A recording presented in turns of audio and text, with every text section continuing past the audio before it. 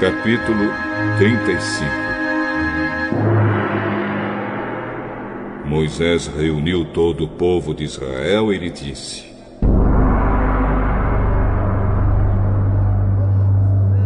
É isto que o Senhor mandou vocês fazerem. Vocês têm 6 dias para trabalhar, porém o 7º dia deve ser sagrado, um dia solene dedicado ao Senhor. Qualquer pessoa que fizer algum trabalho nesse dia deverá ser morta. No sábado, nem mesmo acendam fogo nas suas casas. É isto que o Senhor ordenou. Façam uma oferta ao Senhor.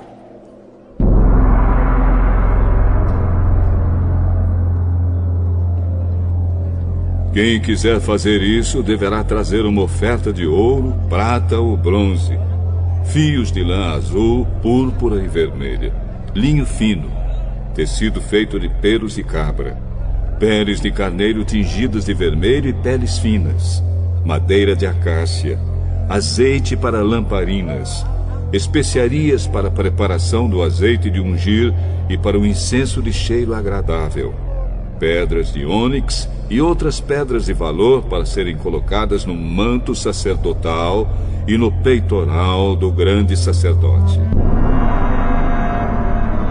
Todos os homens habilidosos deverão vir e fazer tudo o que o Senhor mandou, isto é, a tenda, as suas coberturas, a de dentro e a de fora, os prendedores, as armações, as travessas, os postes e as bases, a arca da aliança, os seus cabos de madeira, a sua tampa e a cortina para separar o lugar santíssimo do lugar santo, a mesa, os seus cabos e todo o seu equipamento, os pães oferecidos a Deus, o candelabro e o seu equipamento, as lamparinas com o seu azeite, o altar de queimar incenso e os seus cabos, o azeite de ungir, o incenso cheiroso, a cortina para a entrada da tenda, o altar de queimar as ofertas e a sua grelha de bronze, os cabos e o resto do equipamento do altar, a pia com o seu suporte,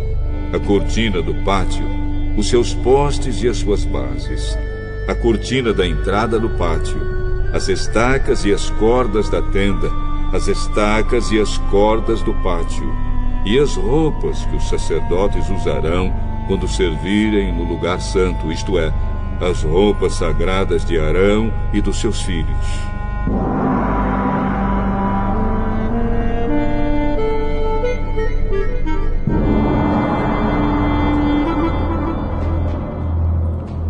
Então o povo de Israel foi para casa, e todos os que de fato queriam voltaram trazendo uma oferta para o Senhor, a fim de que a tenda da presença de Deus, o Senhor, fosse construída. Eles trouxeram tudo o que era necessário para a adoração e para fazer as roupas dos sacerdotes. Vieram homens e mulheres, todos com muita boa vontade, e trouxeram fivelas, brincos, anéis, pulseiras e todo tipo de objetos de ouro. E essas ofertas foram dedicadas ao Senhor. E também trouxeram como oferta linho fino, fios de lã azul, púrpura e vermelha, tecido feito de pelos de cabra, peles de carneiro tingidas de vermelho e peles finas. Todos os que podiam dar trouxeram prata e bronze como oferta ao Senhor, e também os que tinham madeira de acácia, que podia ser usada para qualquer trabalho. Todas as mulheres habilidosas trouxeram o que haviam feito: fios de linho fino e fios de lã azul, púrpura e vermelha. Elas também fizeram tecidos de pelos de cabra. Os líderes trouxeram pedras de ônix e outras pedras de valor para serem colocadas no manto sacerdotal e no peitoral do grande sacerdote. E trouxeram também especiarias e o azeite para as lamparinas, para ungir e para o incenso cheiroso. Todos os israelitas trouxeram de muita boa vontade as suas ofertas a Deus, o Senhor, para o trabalho que ele, por meio de Moisés, havia ordenado que fosse feito.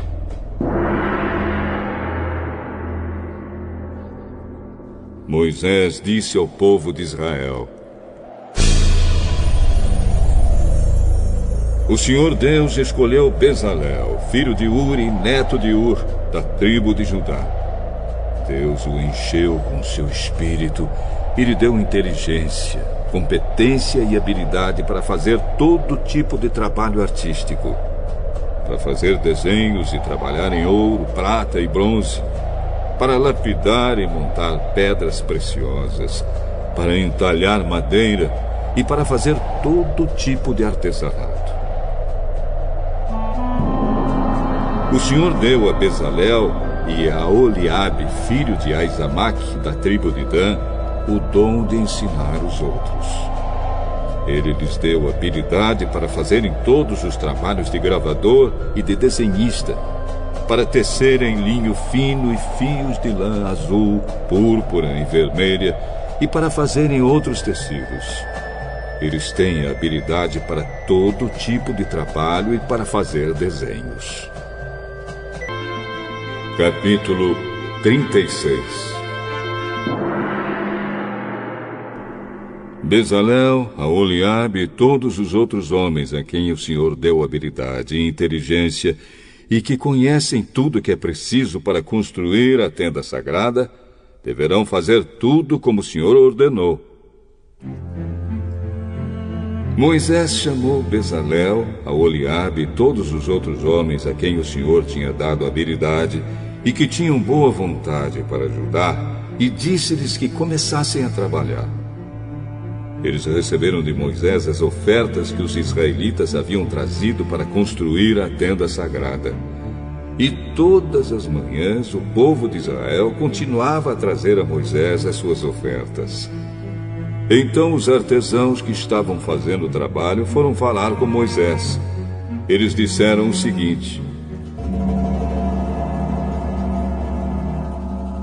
O povo está trazendo muito mais do que é necessário para o trabalho que o senhor mandou fazer.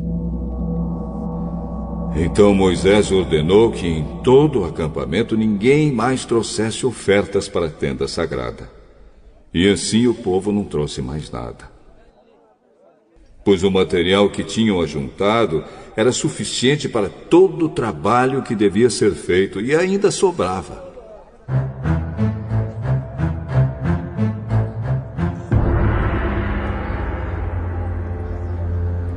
E assim os homens mais habilidosos entre os trabalhadores fizeram a tenda da presença do Senhor.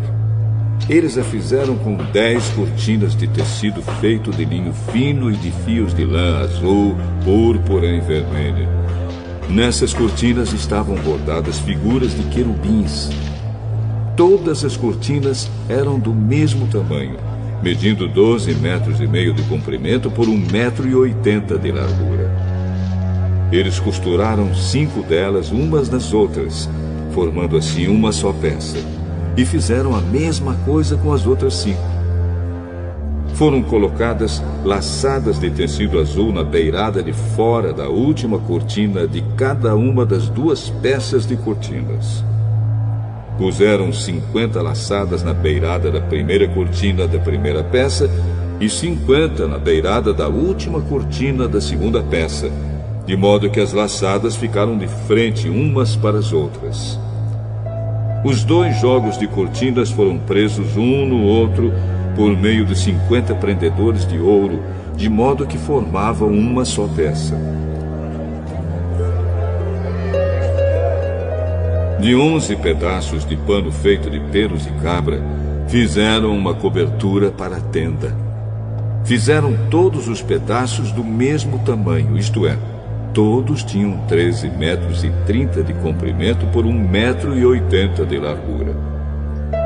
Costuraram 5 pedaços uns nos outros, formando uma peça, e os outros 6 formando outra peça. Foram colocadas 50 laçadas na beirada do último pedaço da primeira peça e 50 laçadas na beirada da outra peça.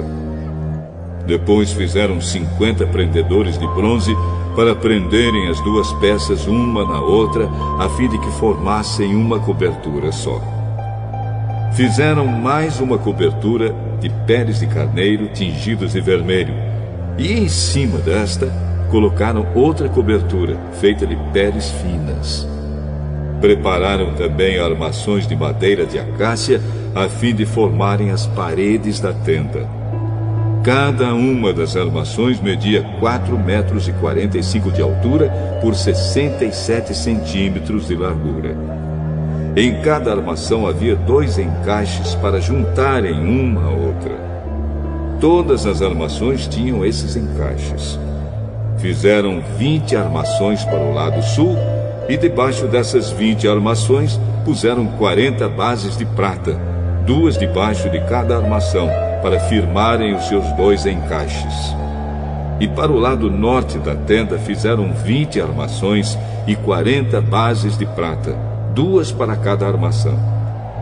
Para o lado de trás da tenda, o lado oeste, fizeram 6 armações e mais 2 armações para os cantos. Essas armações dos cantos foram juntadas na base, formando uma só peça até a primeira argola que ficava na parte de cima. As 2 armações que formavam os 2 cantos foram colocadas desse jeito. Assim, havia 8 armações e 16 bases de prata, 2 para cada armação. Em seguida, prepararam 15 travessas de madeira de acácia, 5 para as armações de um lado da tenda, 5 para as armações do outro lado e 5 para as armações do lado oeste, na parte de trás. A travessa do centro passava a meia altura entre as armações, de um lado da tenda até o outro. Revestiram de ouro essas armações e puseram nelas argolas de ouro, por onde passavam os cabos, que também foram revestidos de ouro. Fizeram também uma cortina de tecido feito de linho fino e de fios de lã azul, púrpura e vermelha, e bordada com figuras de querubins. Para segurarem essa cortina, foram feitos 4 postes de madeira de acácia revestidos de ouro. Os prendedores das cortinas eram de ouro, e as 4 bases dos seus postes eram de prata. Para a entrada da tenda, foi feita uma cortina de tecido feito de linho fino e de fios de lã azul, púrpura e vermelha, e enfeitada com bordados. Para segurarem essa cortina, foram feitos 5 postes com prendedores, e revestiram de ouro a parte de cima dos postes e os suportes das cortinas. E foram feitas 5 bases de bronze para os postes. Foi pela fé que José, quando estava para morrer, falou da saída dos israelitas do Egito e deu ordens sobre o que deveria ser feito com o seu corpo. Foi pela fé que os pais de Moisés, quando ele nasceu, o esconderam durante 3 meses. Eles viram que o menino era bonito e não tiveram medo de desobedecer a ordem do rei. Foi pela fé que Moisés, quando já era adulto, não quis ser chamado de filho da filha de Faraó. Ele preferiu sofrer com o povo de Deus, em vez de gozar, por pouco tempo, os prazeres do pecado. Ele achou que era muito melhor sofrer o desprezo por causa do Messias do que possuir todos os tesouros do Egito. É que ele tinha os olhos fixos na recompensa futura. Foi pela fé que Moisés saiu do Egito, sem ter medo da raiva do rei, e continuou firme, como se estivesse vendo o Deus invisível. Pela fé, Moisés começou o costume de celebrar a Páscoa e mandou marcar com sangue as portas das casas dos israelitas para que o anjo da morte não matasse os filhos mais velhos deles. Foi pela fé que os israelitas atravessaram o Mar Vermelho como se fosse terra seca. E quando os egípcios tentaram atravessar, o mar os engoliu. Foi pela fé que caíram as muralhas de Jericó, depois que os israelitas marcharam em volta delas durante 7 dias. Foi pela fé que Raabe, a prostituta, não morreu com os que tinham desobedecido a Deus, pois ela havia recebido bem os espiões israelitas. O que mais posso dizer? O tempo é pouco para falar de Gideão, de Baraque, de Sansão, de Jefté, de Davi, de Samuel e dos profetas. Pela fé, eles lutaram contra nações inteiras e venceram. Fizeram o que era correto e receberam o que Deus lhes havia prometido. Fecharam a boca de leões, apagaram incêndios terríveis e escaparam de serem mortos à espada. Eram fracos, mas se tornaram fortes. Foram poderosos na guerra e venceram exércitos estrangeiros. Pela fé, mulheres receberam de volta os seus mortos, que ressuscitaram. Outros foram torturados até a morte. Eles recusaram ser postos em liberdade a fim de ressuscitar para uma vida melhor. Alguns foram insultados e surrados, e outros acorrentados e jogados na cadeia. Outros foram mortos a pedradas, outros cerrados pelo meio, e outros mortos à espada. Andaram de um lado para outro vestidos de peles de ovelhas e de cabras. Eram pobres, perseguidos e maltratados. Andaram como refugiados pelos desertos e montes, vivendo em cavernas e em buracos na terra. O mundo não era digno deles. Porque creram, todas essas pessoas foram aprovadas por Deus, mas não receberam o que ele havia prometido. Pois Deus tinha preparado um plano ainda melhor para nós, a fim de que somente conosco elas fossem aperfeiçoadas. Provérbios, capítulo 16. As pessoas podem fazer seus planos, porém é o Senhor Deus quem dá a última palavra. Você pode pensar que tudo o que faz é certo, mas o Senhor julga suas intenções. Peça a Deus que abençoe os seus planos e eles darão certo. O Senhor fez tudo para certos fins, e o fim dos maus é a desgraça. O Senhor detesta todos os orgulhosos. Eles não escaparão do castigo de jeito nenhum. Quem é bom e fiel recebe o perdão do seu pecado, e quem teme o Senhor escapa do mal.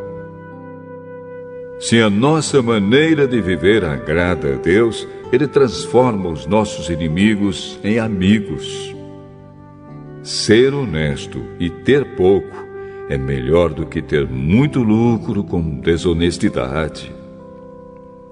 A pessoa faz os seus planos, mas quem dirige a sua vida é Deus, o Senhor. O rei fala com autoridade divina. Ele não erra nos seus julgamentos. O Senhor fez os pesos e as medidas, por isso quer que sejam usados com honestidade. Os reis não toleram o mal, porque o que torna forte um governo é a justiça. O rei se alegra em ouvir a verdade e ama os que dizem coisas certas. Quando o rei fica com raiva, há perigo de morte, mas o sábio o acalma. Quando o rei fica contente, há vida. A sua bondade é como a chuva da primavera. É melhor conseguir sabedoria do que ouro. É melhor ter conhecimento do que prata. As pessoas honestas se desviam do caminho do mal. Quem tem cuidado com a sua maneira de agir salva a sua vida. O orgulho leva a pessoa à destruição e a vaidade faz cair na desgraça. É melhor ter um espírito humilde e estar junto com os pobres do que participar das riquezas dos orgulhosos. Quem presta atenção no que lhe ensinam terá sucesso. Quem confia no Senhor será feliz. Quem tem coração sábio é conhecido como uma pessoa compreensiva. Quanto mais agradáveis são as suas palavras, mais você consegue convencer os outros. A sabedoria é uma fonte de vida para os sábios, mas os tolos só aprendem tolices. O homem sábio pensa antes de falar, por isso o que ele diz convence mais. As palavras bondosas são como mel, doces para o paladar e boas para a saúde. Há caminhos que parecem certos, mas podem acabar levando para a morte. O apetite faz o homem trabalhar com vontade, pois ele trabalha para matar a fome.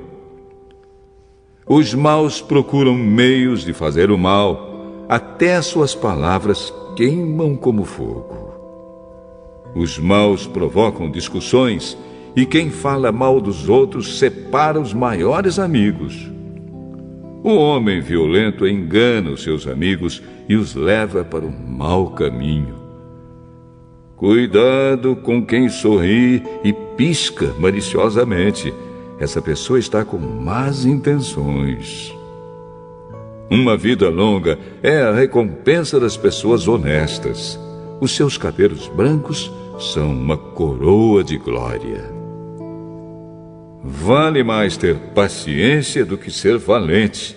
É melhor saber se controlar do que conquistar cidades inteiras. Os homens jogam os dados sagrados para tirar a sorte, mas quem resolve mesmo é Deus, o Senhor.